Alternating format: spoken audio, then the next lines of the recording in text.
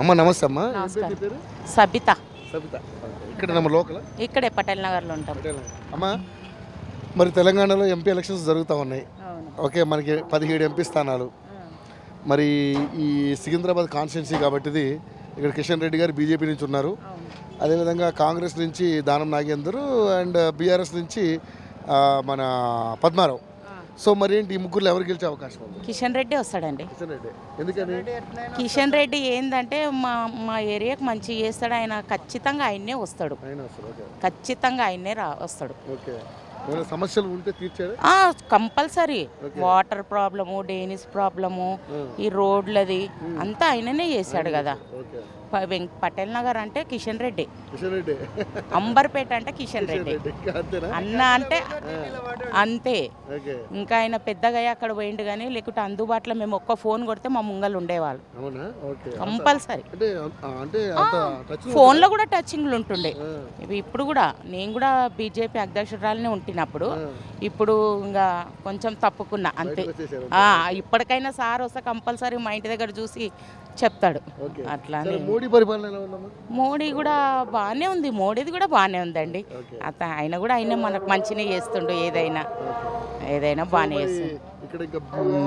కాంగ్రెస్ కానీ టీఆర్ఎస్ కానీ ఏం లేదండి. ఛాన్స్ అయితే లేదు. కంపల్సరీ కిషన్ రెడ్డి వస్తాడు మనకు. వస్తుంది, బాగానే వస్తుంది. సార్ నమస్తే అండి. ఏం పేరు మీ పేరు? నా పేరు రాజు. రాజు గారు, ఇప్పుడు ఎంపీ ఎలక్షన్స్ జరుగుతూ ఉన్నాయి. ఇది సికింద్రాబాద్ కాన్స్టిట్యున్సీ. ఇక్కడ already sitting MP Kishan Reddy గారు ఉన్నారు.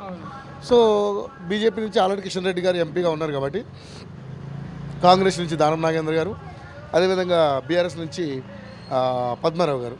మరి ముగ్గురికి పోటీ ఎలా ఉండబోతుంది? ఎవరు గెలిచే అవకాశం? మా మీద కిషన్ రెడ్డి గెలుస్తాను. ఎందుకని? ఎందుకంటే ఆయన ఇంతకుముందు ఆయన పేరు చాలా ఉండేది. ఇప్పుడు కూడా ఉంది ఆయన పేరు. రెగ్యులర్గా బోనాలకు కానీ ఇది పండుగలకు కానీ వచ్చి అందరినీ కలిసి వెళ్తాడు మన దగ్గర. ఇప్పటికైనా వస్తుంటాడు. వస్తుంటాడు.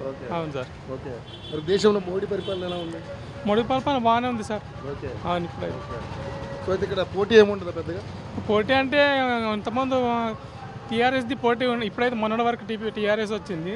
ఇప్పుడైతే ఎంపీ ఎలక్షన్లో అయితే మనకు కిషన్ రెడ్డి వస్తాడని అనిపిస్తుంది. అవును సార్. అవును సార్. బాగుంటాడు సార్. అందరితో బాగుంటాడు. ఆయన అందరితో సరదాగా ఉంటాడు. చెప్తే వింటాడు సార్. అవును, వింటాడు. అందరి సమస్యలు తెలుసుకుంటాడు. అందరికి సాయం కూడా చేస్తాడు ఆయన. సో మరి 17 ఎంపీ స్థానాలు ఉన్నాయి కదా, మరి బీజేపీ ఎన్ని గెలుచుకుంటుంది 17లో? 17లో అంటే బీజేపీ 15 వరకు గెలుచుకుంటారు. 15 వరకు. గ్రేట్.